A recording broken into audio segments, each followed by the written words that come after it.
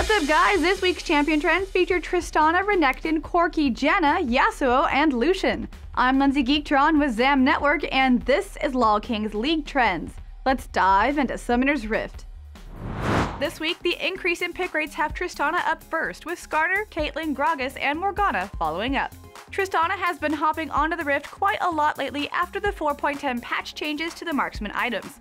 With her magic damage abilities, Tristana has a high kill potential in lane. Because of rapid fire, she gains a 90% attack speed steroid at max rank. Tristana is considered a late game hyper carry due to her attack speed steroid as well as her attack range scaling because of her passive. At level 18, her auto attack, explosive shot, and buster shot all have a 703 range. Tristana is long ranged, has an escape, and she can even peel for herself. And yet, for every give, there is a take. Due to her scaling damage, her mid game is overall very weak.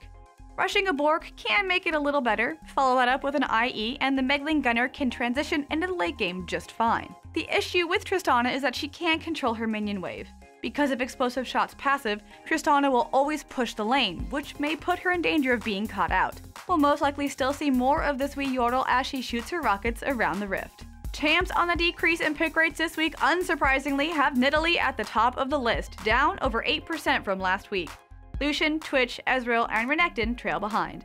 The Butcher of the Sands was once renowned as the king of the top lane for quite some time due to his early lane dominance. The rise of AP top laners like Lulu and Kayle has pushed the Crocodile to the backseat. However, there are some great abilities in his kit. Since Renekton gets so much sustain from Cull of the Meek, he outsurvives nearly any lane opponent.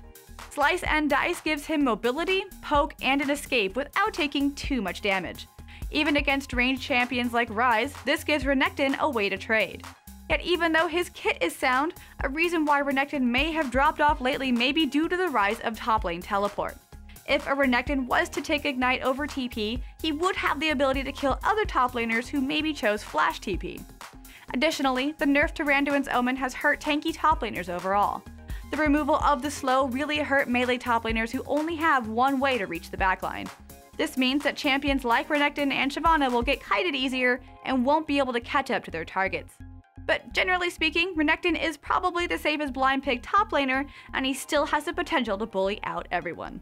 The increases in win rates this week include Olaf, Cassiopeia, Shaco, Corky, and Zac. That's an incredibly random selection! Onwards! So Corky was very popular in the NA scene. That was until the recent changes to the marksman items. Bloodthirster was his core item to rush, but with the changes in place, Trinity Force may now be the way to go. Post-Triforce, players tend to build a Bork with an IE. Those items are kinda like every ADC's uniform. Even though Corky is considered an attack damage carry, he does more magic damage, so building a Last Whisper on him won't help as much. Once he completes his Trinity Force, he'll have a huge power spike. Corky will most likely drop in win rate soon, mainly because carries that synergize with IE and Bork will simply outshine him. For the same amount of gold, he simply won't output enough damage compared to champions like Twitch and Lucian. We'll still see him though around the Rift. Decreases in win rates this week are also random. Victor, Janna, Zilean, Yorick, and Twitch.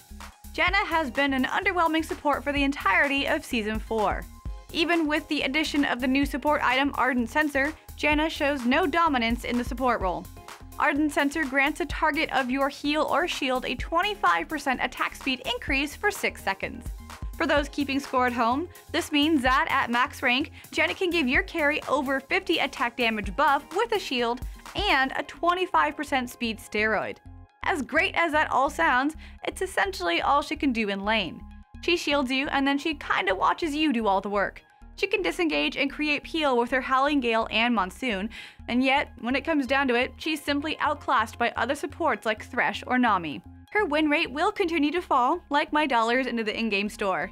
Must get all the skins. Champions on the increase in ban rates has Kayle up nearly 19% from last week. Skarner, Kassadin, Yasuo, and Lulu finish off the list. We've seen Yasuo fairly often hanging out at mid lane, and with the changes to the AD items, it looks like he'll be sticking around. With a Bork and an IE, the Unforgiven is more potent than before. Yasuo has great synergy with other champions on the Rift, which helps to make him a wise pick. He can engage from a long distance with Tristana, We talked about this earlier. At max level, Tristana's Buster Shot has a 703 range.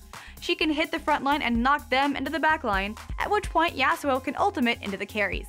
This can assassinate a priority target fairly quickly, and with the kill, Tristana has a reset on her rocket jump to get to safety.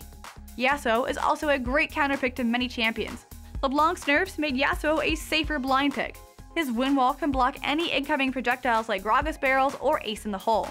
Fun fact, Yasuo is also the last remaining physical damage mid laner that's viable in the competitive scene. He will be played more on the Rift, especially with champs he synergizes with. Finally, with a list that should surprise absolutely no one, the decrease in ban rates this week have LeBlanc down over 28% from last week. Nidalee, Lucian, Draven, and Kha'Zix follow up. Lucian used to be a Michelin star, Zagat-rated, triple S tier godlike carry, but with the changes to Bloodthirster as well as a slight nerf to his W, Ardent Blaze, his priority has just dropped a bit. The silver lining is that the Purifier is still able to benefit from a Bork and Ghostblade build. With the nerfs, the power's been shifted a bit more towards his ultimate, the Culling, as it scales with attack speed. Once Ghostblade's active, Lucian will be able to do massive amounts of damage. In the current state of the game, most of the marksmen are considered all somewhat balanced in relation to one another.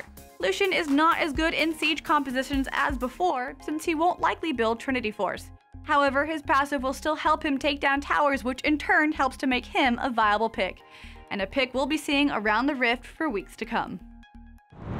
And that does it for this week's show. Please be sure to check back every week for the latest League of Legends picks, bans, and win rates. Please be sure to like and comment below if you enjoyed this video, and don't forget to subscribe to our YouTube channel, LolKing.net, for more great content. I'm Lindsay Geektron. You can follow me on Twitter @LindsayGeektron. Thank you guys so much for watching, and I'll see everyone next week.